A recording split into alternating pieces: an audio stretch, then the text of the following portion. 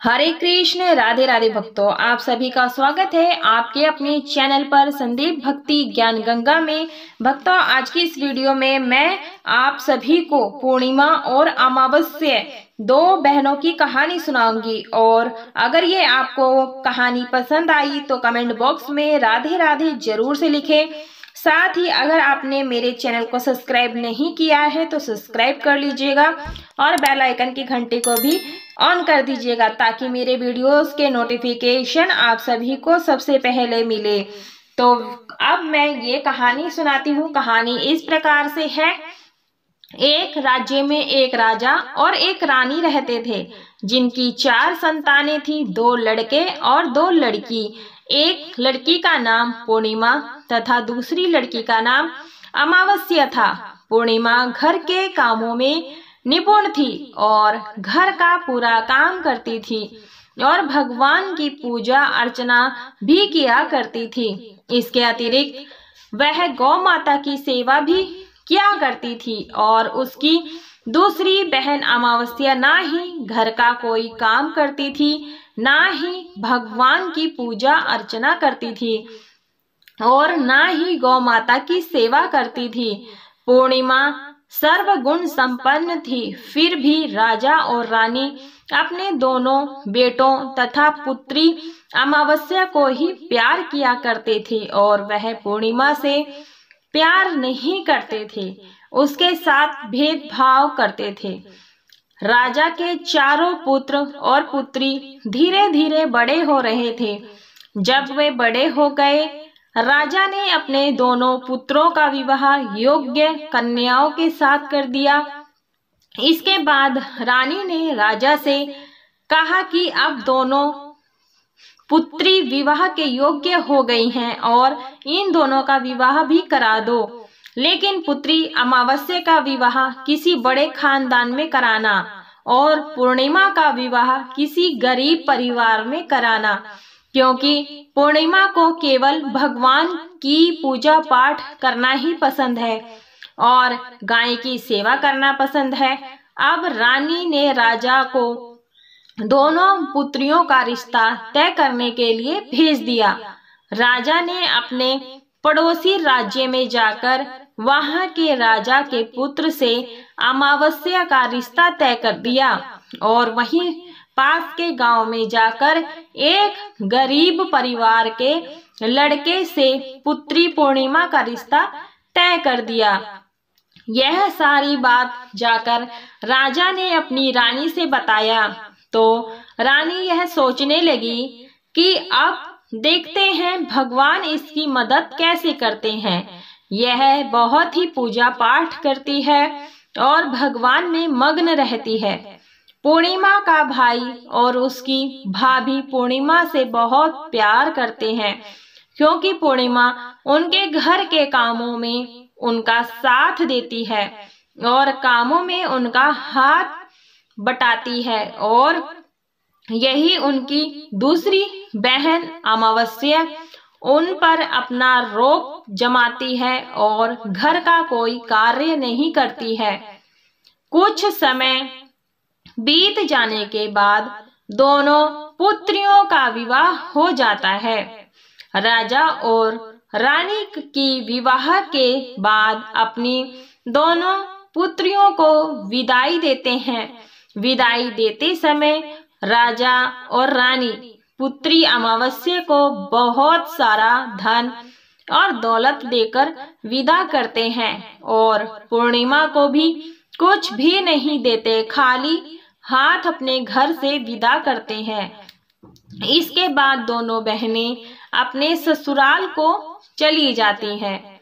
कुछ दिन बीत जाते हैं और एक दिन अमावस्या अपने घर पर शिव जी की कथा रखती है, जिसमें वह सभी गांव वाले को निमंत्रण देती है और अपनी बहन पूर्णिमा को नहीं बुलाती। जब गांव की सभी औरतें अमावस्या के यहाँ जाती हैं तो यहाँ सब दृश्य पूर्णिमा अपने घर के दरवाजे के बाहर बैठकर देख रही होती है।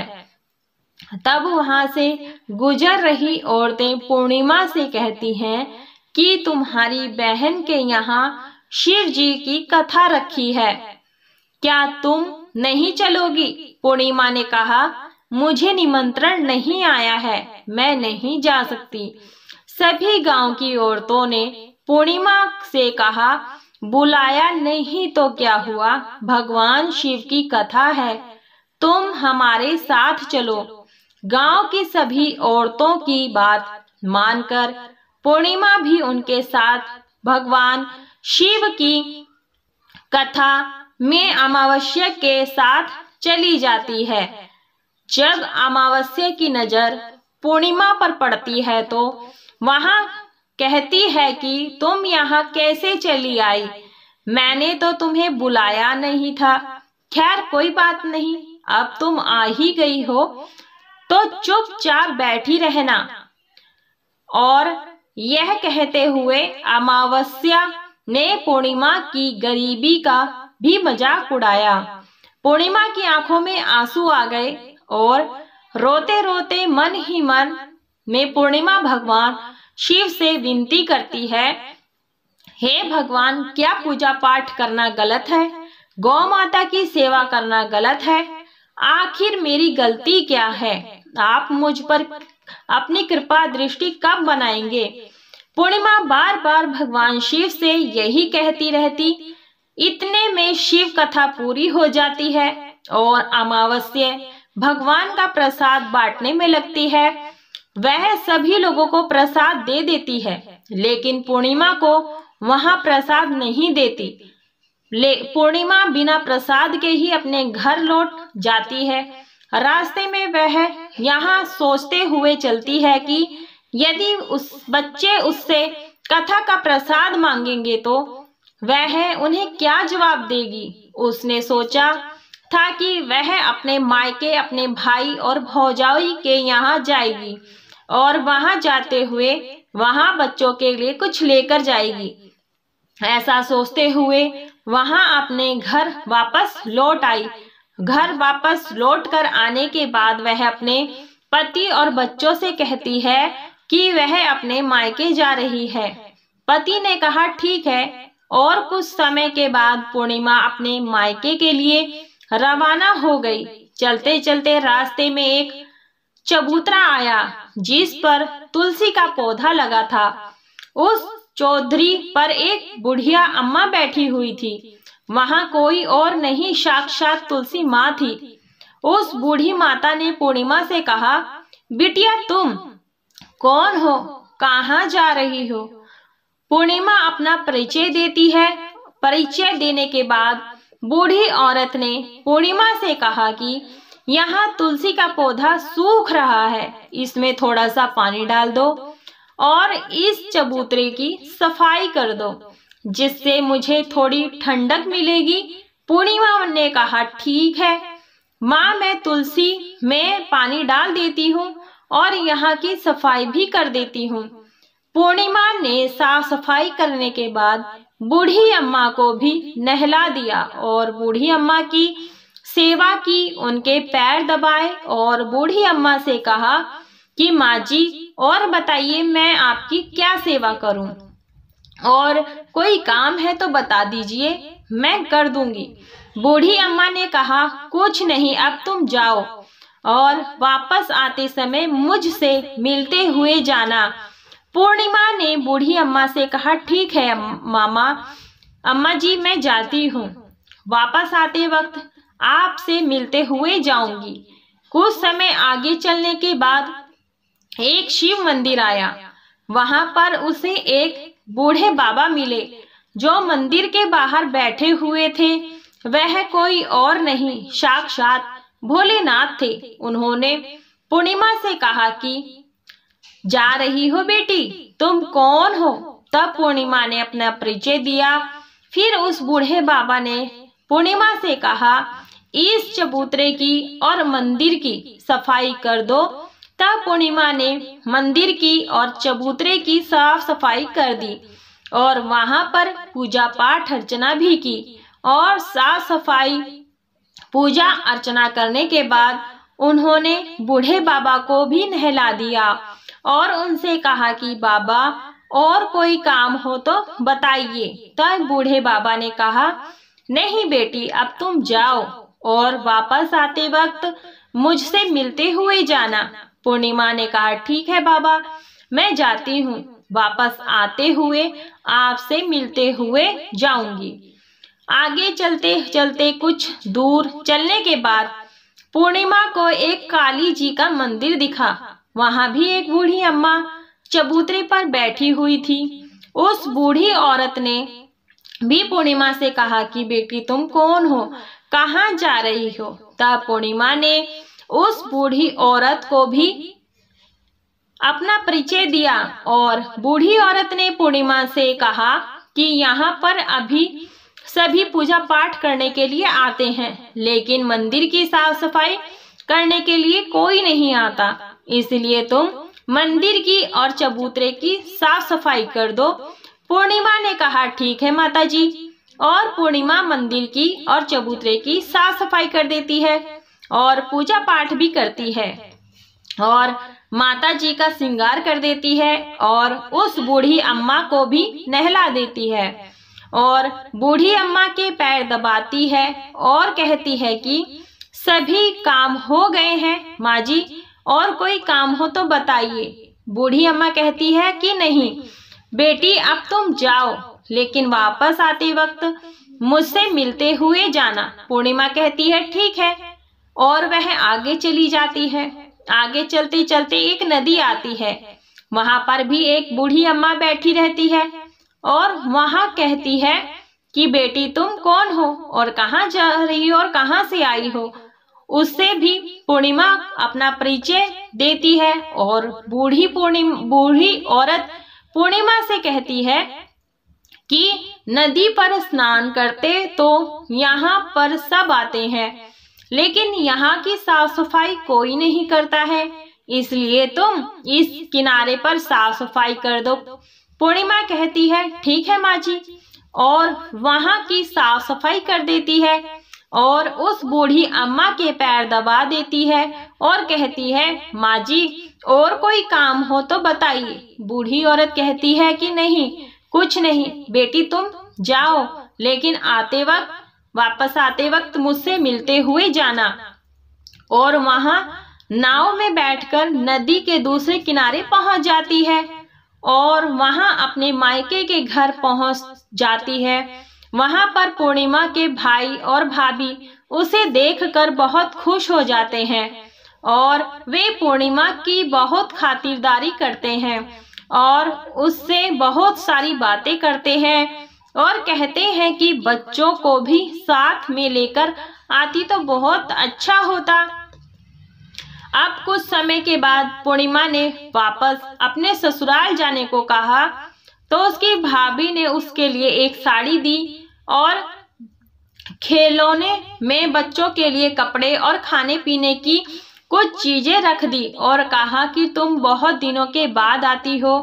और पूर्णिमा की भाभी ने यह थैला पूर्णिमा के हाथ में दे दिया और कहा कि जाओ और जल्दी वापस आना। इसके बाद पूर्णिमा वहां से अपने ससुराल के लिए रवाना हो गई और उसी की नदी के किनारे पहुंची और नाव में बैठकर दूसरे किनारे पर उतर गई। वहां पर उतरने के बाद वहां पर उसे वही बूढ़ी अम्मा मिली जो साक्षात गंगा मैया थी।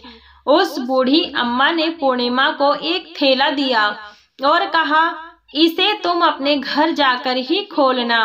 अब पूर्णिमा के पास बहुत से पहले से हो गए थे। उन्हें लेकर पूर्णिमा वहां से रवाना हुई। आगे कुछ दूर चलने पर काली माँ का मंदिर आया। वहां पर काली माँ बूढ़ी के रूप में विराजमान थी। उसने कहा आ गई बेटी। पूर्णिमा ने कहा हाँ माँ जी मैं आ गई। तो काली माँ ने उसे एक थैला दिया और कहा तुम यह थैला अपने घर जाकर खोलना। अब पूर्णिमा के पास 3 थैले हो गए थे। तीनों थैलों को लेकर पूर्णिमा आगे बढ़ी। कुछ दूर जाने पर शिव जी का मंदिर आया। जहां बूढ़े बाबा के रूप में शिव जी स्वयं विराजमान थे। बूढ़े बाबा ने कहा, पूर्णिमा तुम वापस आ गई? पूर्णिमा ने कहा, हाँ बाबा, मैं वापस आ गई। बूढ़े बाबा ने भी पूर्णिमा को एक थैला दिया और कहा कि यह थैला तुम घर जाकर ही खोलना। पूर्णिमा ने कहा, ठीक है। अब बाबा पूर्णिमा के पास 4 थैले हो गए थे। अब पूर्णिमा 4 थैले पहले को अब कैसे ले जाती? उसने एक पुरानी साड़ी निकाली और उन सभी थैलों को का एक गड्ढा बना लिया और उस पर सर रख कर वहां से रवाना हो गई। कुछ दूर जाने के बाद उसे तुलसी माँ, जो बूढ़ी माँ औरत के रूप में मिली थी, और वह कहती है, पूर्णिमा तुम आ गई? पूर्णिमा कहती है, हाँ माँ जी, मैं आ गई। वह बूढ़ी औरत भी उसे एक थैला देती है और कहती है कि यह थैला तू अपने घर जाकर ही खोलना। पूर्णिमा कहती है, ठीक है माँ जी। अब पूर्णिमा के पास 5 थैले हो गए थे। पूर्णिमा वहां से रवाना हुई तो वापस अपने घर पहुंच गई। पूर्णिमा ने बच्चों को नीचे रखा थैलों को। सबसे पहले अपने मायके का थैला खोलकर देखने लगी। उसमें बच्चों के लिए अच्छे अच्छे कपड़े और खाने पीने की चीजें थी और उसने कुछ गहने भी थे। पूर्णिमा ने कपड़े अपने बच्चों को दे दिए और खाने पीने की चीजें भी बच्चों को दे दी। बच्चे यह सब पाकर बहुत खुश थे।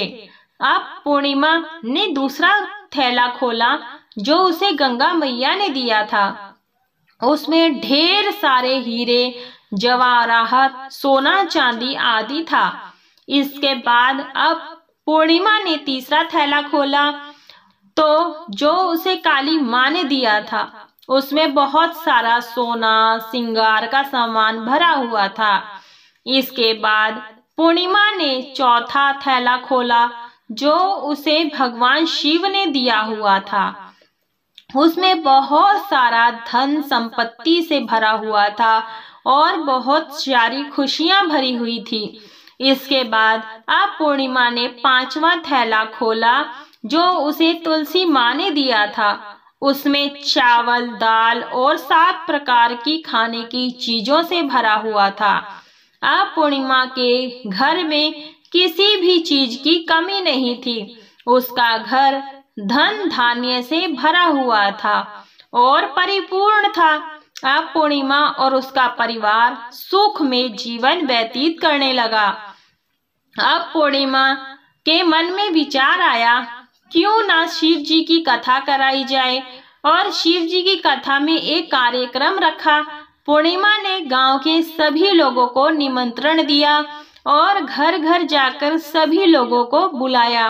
पूर्णिमा अपनी बहन अमावस्या के घर भी गई और अमावस्या को भी शिव जी की कथा के लिए उसने अपने घर बुलाया। जब अमावस्या पूर्णिमा के घर शिव जी की कथा में आई तो उसने देखा था कि पूर्णिमा के घर में किसी भी चीज की कोई कमी नहीं है। इतना सारा धन दौलत देखकर अमावस्या आश्चर्यचकित हो गई। उसने पूर्णिमा से कहा कि तुम्हारे घर में इतनी धन और दौलत कहाँ से आई? पूर्णिमा ने कहा, देखो बहन, तुमने शिव जी की कथा में मुझे नहीं बुलाया था, फिर भी मैं चली आई और तुमने मुझे प्रसाद तक नहीं दिया और मेरी गरीबी का मजाक भी उड़ाया।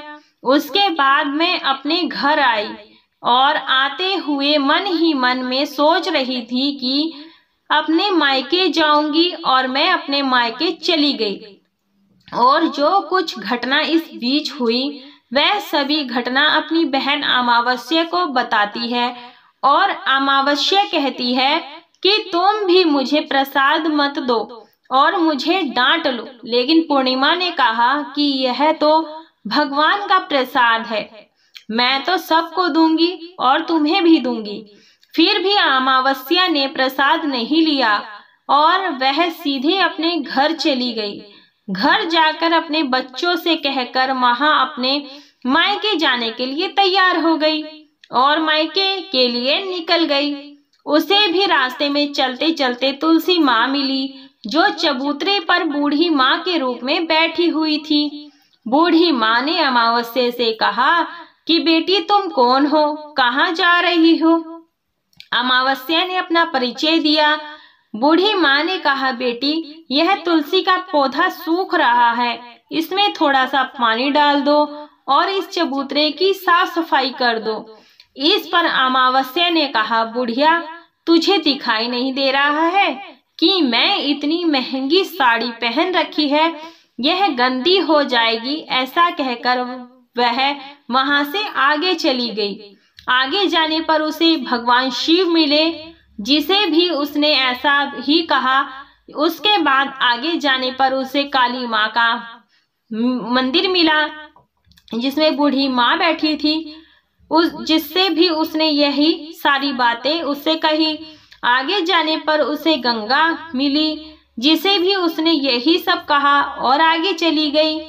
इसके बाद अमावस्या जब नाव में बैठने लगी तो उसे नाव में फूलों की जगह कांटे भरे थे, जो उसके पैर में चुभ रहे थे। किनारे पर उतर कर वह अपने मायके चली गई। जब वह उसे उसकी भाभियों ने तथा भाइयों ने देखा तो मन ही मन में कहने लगे कि काम की ना काज की, 2.5 मन अनाज की। अब आ रही है तो ठीक है, पूर्णिमा तो हमारे कामों में हाथ बटाती है, यह कोई काम करेगी तो नहीं। अब उन्होंने खाना बनाया और खा पी कर सभी सो गए। अमावस्या जब सुबह उठी और अपनी भाभियों से कहा कि मैं अपने ससुराल जा रही हूँ। उन्होंने कहा ठीक है जाओ। अमावस्या बोली, पूर्णिमा को तो तुमने एक थैला दिया था और मुझे कुछ नहीं दोगे क्या? भाई और भाभी ने कहा कि तुम घर जाओ, थैले तुम्हारे घर पहुंच जाएगा। फिर अमावस्या वहां से निकल गई और नदी के किनारे पर पहुंची। वहां गंगा मैया बूढ़ी औरत का रूप धारण करके बैठी हुई थी। बूढ़ी माँ ने कहा, आ गई बेटी? तो उसने कहा, हाँ मैं आ गई। अमावस्या ने कहा, तुमने तो पूर्णिमा को एक थैला दिया था और मुझे नहीं दोगी क्या बूढ़ी? अम्मा ने कहा, तुम घर जाओ, थैले तुम्हारे घर पहुंच जाएगा। इसके बाद आगे जाने पर उसे काली मैया मिली, जिसने भी अमावस्या को यही कहा। इसके बाद आगे जाने पर उसे शिव भगवान मिले, जिन्होंने भी अमावस्या से यही कहा। इसके बाद आगे जाने पर उसे तुलसी माँ मिली और उसने भी अमावस्या से यही कहा, तुम घर जाओ, थैला तुम्हारे घर पहुंच जाएगा। अमावस्या अपने घर पहुंच गई। आंगन में देखा तो वहां 5 थैले पड़े हुए थे। अमावस्या ने मन ही मन सोचा कि अब तो मेरे पास बहुत सारी धन और दौलत आ जाएगी, और जल्दी जल्दी उसने सभी थैले को खोल देखा कि थैले में किसी में मिट्टी थे तो किसी में पत्थर, किसी में कंकर और किसी में कोयला। उसे मायके से भी कुछ नहीं मिला था। इन थैलों में कुछ भी नहीं था। अमावस्या दौड़ती हुई पूर्णिमा के घर गई और कहती है, तुम्हें तो इतना सब कुछ मिला, मुझे तो कुछ भी नहीं मिला, आखिर क्यों? तो पूर्णिमा कहती है, जब मैं मायके जाती हूँ तो अपनी भाभियों के साथ उनके साथ कामों में हाथ बटाती हूँ, उनके साथ मिलकर काम करती हूँ, लेकिन तुम ऐसा कुछ नहीं करती, उनकी इज्जत भी नहीं करती, इसलिए वह तुम्हें भला क्या देंगे। इसके बाद तुमने गंगा मैया को ठुकरा दिया और काली माँ को भी ठुकरा दिया और भगवान शिव जी को भी ठुकराया भी तुमने, इसलिए उन्होंने तुम्हें कुछ भी नहीं दिया। अमावस्या कहती है कि बहन मुझे माफ कर दो, मैंने तुम पर हमेशा अत्याचार किया है, मुझे कुछ नहीं मिला तो कोई बात नहीं, मैं भी भगवान की भक्ति करूंगी और सब कुछ प्राप्त कर लूंगी। मुझे इन सब चीजों का रहस्य बताओ। तो पूर्णिमा ने कहा कि तुम 3 सूत्र का ज्ञान ले लो और उनकी कथा करना। पहले सूत्र में दिया मांगना और दूसरे सूत्र में कथा मांगना और तीसरे सूत्र में 108 बार ओम नमः शिवाय का मंत्र का जाप करना। और भगवान शिव ने यह सूत्र दिए हैं, इनको अपने हृदय में बसा लेना। मैंने भी यही 3 सूत्र अपने जीवन में अपनाए थे और सच्चे मन से भगवान की भक्ति की, पूजा पाठ की, जो फिर से भगवान ने मुझे ये सब कुछ दिया। और तुम्हारे पास जो कुछ भी था वह भी सब खत्म हो गया। इसके बाद अमावस्या ने अपने घर गई और भगवान की पूजा पाठ करने लगी। भगवान शिव ने उससे माफी मांगी और गौ माता की सेवा की और दूसरों की मदद की। बोलिए शिव शंकर भगवान की जय, लक्ष्मी मैया की जय। भक्तों, इस प्रकार से हमें हर पूर्णिमा के दिन और अमावस्या के दिन इन दोनों बहनों की कथा कहानी सुननी चाहिए। तो इस प्रकार से ये थी अमावस्या और पूर्णिमा की कथा। अच्छी लगी हो तो वीडियो को लाइक शेयर जरूर से कीजिएगा, ताकि अन्य भक्त भी इस वीडियो के माध्यम से कथा का लाभ प्राप्त कर सके। और यदि आप मेरे चैनल पर पहली बार आए हैं तो चैनल को सब्सक्राइब जरूर से कर लीजिएगा और साथ में बेल आइकन की घंटी को भी प्रेस कर लीजिएगा, ताकि आने वाली वीडियोस की नोटिफिकेशन आप सभी को सबसे पहले मिल सके। और कमेंट बॉक्स में लक्ष्मी मैया की जय अवश्य रूप से लिखिएगा। और साथ में कोई भी क्वेश्चन हो पूछने के लिए कमेंट में जरूर से पिन कीजिएगा, मैं उसका रिप्लाई देने का बहुत कोशिश करूंगी। तो पूरा वीडियो देखने के लिए आप सभी का धन्यवाद। राधे राधे भक्तों।